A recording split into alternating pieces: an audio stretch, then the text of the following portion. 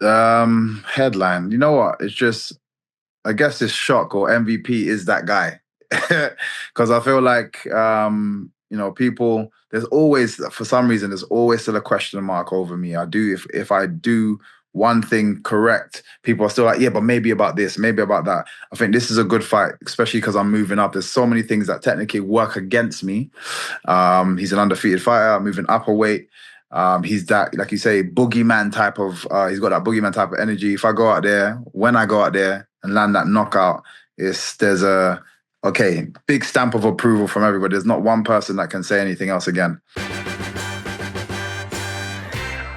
All right, everybody. The UFC returns to Saudi Arabia this weekend for a fight night event in Riyadh, and competing in the co-main event is this man joining me right now, a man who proved that closed mouths don't get fed, a man who made a call out on this here YouTube channel and got what he wanted. He is moving up to middleweight to face the surging Shara Bullet. He is the one and only MVP, Michael Venom Page. Michael, good to see you again. How are you, my man? Yes, I'm good. I'm good. And I wanted to thank you for the opportunity and the mic to get it out there. Like kind of put it into the universe. And, this is why we're here now.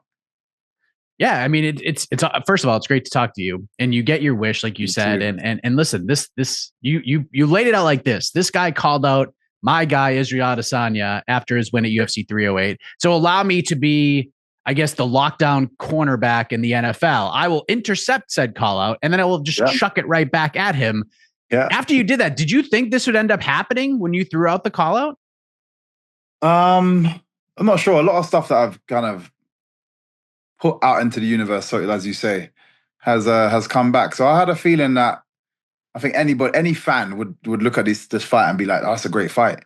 So I feel like the UFC guys would be the same. So me saying it and putting it out into the universe would mean one of the UFC guys, somebody in the UFC would be like, guys, have you heard this? Like, he wants to make this fight happen. We should make this fight happen. And I think that's exactly what happened. So, I got a call probably not too long after I spoke to you. I think probably about a week after.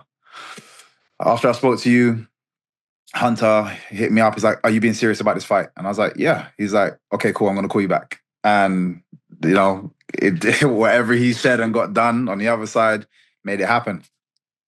Yeah. I mean, it's incredible to see.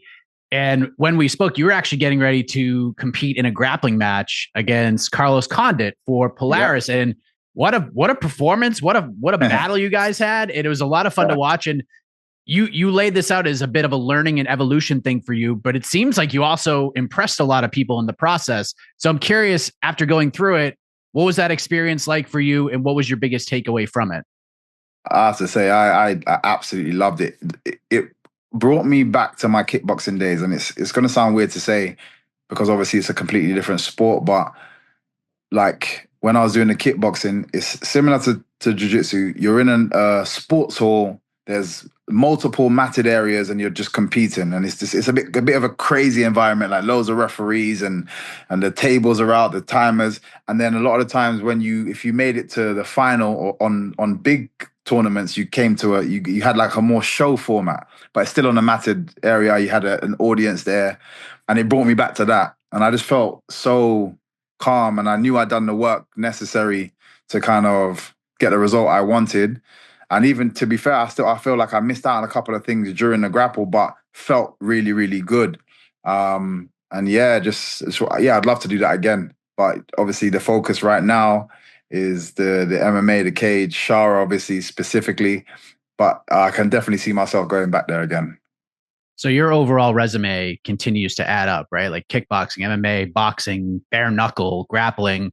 Plus, now we get to add Hopeless Romantic to the mix, because congratulations on the engagement, and kudos for showing up all of us gentlemen on the proposal. That's awesome, because it's not easy to find that partner in crime in a sport, in a lifestyle such as the one that you are a part of. So, what does that mean to you to have found that in your life as a professional mixed martial artist? So I feel blessed. And I think one thing that I 100% feels true to me is the energy that you put out, you tend to receive a similar energy. And I think had it been any time before, I wouldn't have found my wife because I just wasn't emitting that same energy, and I had to let go of a few demons myself before I could find that person. I think you always find the person you want if you do the internal work. And I think I did a lot of internal work, and I said over the last 4 or 5 years I've been a bit more spiritual, a lot of internal work, and then just found the perfect woman for me. And it all of this feels so seamless. It feels so easy. Doesn't feel scary like it does for a lot of people. I know it can be, but for me, it just feels so right that it feels simple and easy. And it's the best feeling ever. Yeah, and if fighting could be that way too, then you got all the boxes checked off, right? Yeah. Yeah. So now you get to walk to the octagon and fight Shara Bullet, who is 15-0. He's 4-0 in the UFC. Had the big knockout in his last fight. What have you made of his run so far since entering the UFC? Yeah, exceptional. Like especially that last double spinning back fist KO. And you can, if you see some of his other clips when he was in the kickboxing, you can tell that it's something that he has been doing or he's done before, or likes to throw. So it's not like it wasn't just a random thing.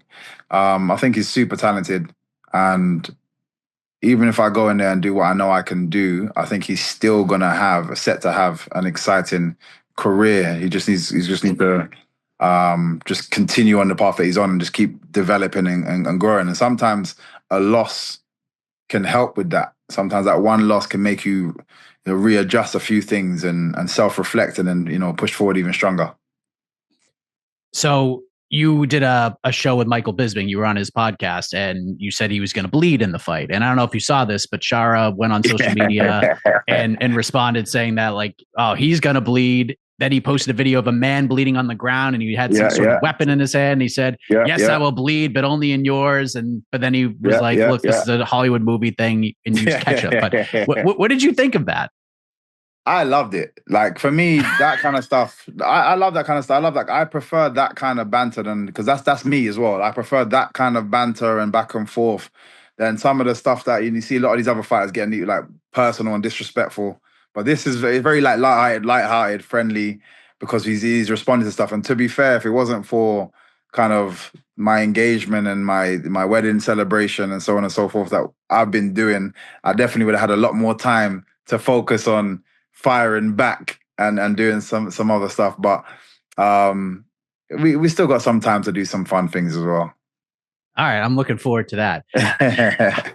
How much would you say your big fight experience will play a part in this one? Because one thing people can say about you, and the Douglas Lima fight was an anomaly, it seems, because you made a mistake in that fight, which you talked about earlier. Having that loss and reevaluating things can be so crucial for you.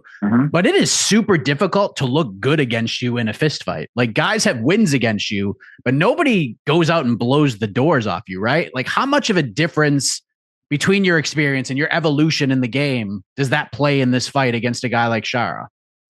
It plays a massive, like I've since the age of 5, competitively, I've had people throwing punches and kicks at me and having to learn how to avoid and move and block and counter and strike and land shots yourself. It After a while, certain things are second nature. Like I've had bad days in the gym and look fine. And this bad days, as in like nothing seems to be going right, and yet nobody can still land a heavy shot on me. Nobody can like cut me or think this. I feel like I've been blessed in that sense. I think because of that style as well, a lot of people have always said to me when they find out that if they didn't know who I was and they find out that I'm a cage fighter, they're like, "Oh, you don't look like a cage fighter." And I'm like, I'm glad. I don't want to look like a cage fighter. So yeah, all that experience it literally means I can tap into that state so quickly, so effortlessly, regardless of the surroundings around me. And as you say, it makes for, even when I'm not winning a fight or I lose a fight, should I say, I don't look bad doing it. It's almost impossible for me to look bad doing it, should I say. So yeah, I'm fortunate to have that experience. I'm blessed to have that experience, and I always bring that to the table every fight. One of the things that made the Shara call out so good to you was you competed against Condit at the middleweight limit. You're like, I'll just stick around here. So what has middleweight Michael Venom Page been like? Are you enjoying this process of not having to cut down to 170? 100%. People don't understand how much stress it is to cut down, or just not. It's just a stressful experience. I think it depends on the personality, how much stress you then take on, but it's a stressful process to kind of get there. So having to alleviate a lot of that stress is so nice, especially having a fight so early after Christmas. It would have been very difficult to enjoy my Christmas in the way that I wanted to enjoy my Christmas. So, yeah, definitely middleweight division is if time right, I'll probably do it again if I wanted an early fight. But outside of that, I'm focusing on the welterweight. Fair enough. So how does this all go down on Saturday? What's the headline going to read? Headline. You know what? It's just, I guess it's shock or MVP is that guy. Because I feel like people, there's always, for some reason, there's always still a question mark over me. If I do one thing correct, people are still like, yeah, but maybe about this, maybe about that. I think this is a good fight, especially because I'm moving up. There's so many things that technically work against me. He's an undefeated fighter, moving up a weight. He's that, like you say, boogeyman type of, he's got that boogeyman type of energy. If I go out there, when I go out there and land that knockout, there's a, okay, big stamp of approval from everybody. There's not one person that can say anything else again. Speaking of boogeymen, a couple last things before I let you go. Shavkat Rakhmonov has been considered the boogeyman of the welterweight division. And your most recent MMA opponent, Ian Machado Gary, stepped in on relatively short notice. He was supposed to fight Joaquin Buckley, steps in to fight Shavkat in December. And he gave Shavkat everything he could handle and a lot more. Yep. What did you think of the fight? What was your reaction to it? Yeah, I think I really enjoyed I enjoyed the fight, as in it was a good kind of even fight, back and forth. I feel like I don't know if something was off. Shavkat didn't look that great, but I don't know if it was because they were familiar with each other from training together. So maybe they were both cautious because they kind of know where their strengths and weaknesses are. I'm sure one person submitted somebody before, the other person's like maybe rocked somebody before in their time together in the gym. So it means they had to be a bit more extra cautious. I think even Ian Gary there was being a bit too cautious, because a lot of the kicks and leg kicks that he was landing later in the fight, I think if he started with that, would have been a lot more effective. But neither fighter looked like they were at their best. And I know both of them can probably do better. So maybe it's just styles sometimes. They just kind of cancel each other out. But it definitely took away that boogeyman effect for Shavkat. Last thing I wanted to ask you about, because you and I have done interviews for years, but obviously before you came to the UFC, you were one of the faces of Bellator, and which ultimately got absorbed by the PFL late in 2023. And they were trying to run both brands, trying to do PFL events, trying to do Bellator events. But now ultimately, Bellator is no more. Like, the legacy lives, but Bellator as we know it is no longer a thing. So I just wanted to get your thoughts on that and sort of the legacy it's left behind, because you spent the lion's share of your MMA career competing for that organization. Yeah, you know what? It's when I first saw a picture of it was like an RIP picture to Bellator. I was looking to, because it came up on like somebody's story. So I was looking, I think it was on Bellator, on PFL, to find a post, and I didn't see anything. So I wasn't sure if somebody was saying it's coming, or it's like, I wasn't sure. And then when I found out that 100% they're gone, it's kind of like last week or a little bit before. And obviously we were focusing on like this fight. So I actually wanted to do a little appreciation post for them, just because that was where I got my platform to express who I am to the masses, and why so many people knew, who MVP was in the first place. I've had some exceptional knockouts there, which has like exploded my career and just my status, and just like I said, the MVP persona up to the masses. So I have to thank Bellator. It's sad to see gone. It's just because it's just such an era in MMA, but so many things come and go. I just want to thank everybody, all the guys that was there, that was looking after me at Bellator. I want to thank them, because it was a cool team. They was all good. Scott Coker, very chill guy, very relaxed, lovely person, lovely presence, good energy, and has again always supported me. Was able to very approachable. Was able to talk to him at any time. You know, if I liked something, didn't like something, I was able to kind of go to him. So again, I just big respect to them all, and just thank them for kind of helping make MVP. And to be fair, without that kind of part of my journey, I wouldn't be here now having these exciting fights. So just big thank you to them.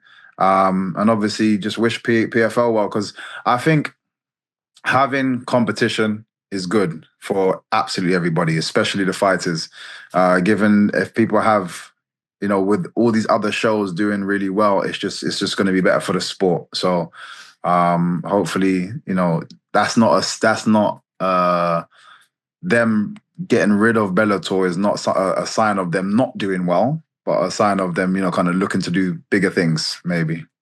Yeah, it's just way less confusing now, I guess. Yeah, having definitely. it just under one brand too. Yeah, so definitely. I think it's unfortunate, but I do think it's like a good move overall. Just have everybody under the same umbrella. And I believe it was going to happen anyway. I think that was what their idea was going to be long term. I think it was going to. I thought it was going to take a bit longer to kind of get to that point. But when I was speaking to some of the guys at PFL, from their perception, it was they're gonna do, or they had taken them on at the time already. They'd taken on Bellator to do some joint venture shows and then slowly whittle Bellator away. But I think it maybe just needed to happen. Like you said, it's probably getting a bit too confusing for people, so it just needed to happen sooner.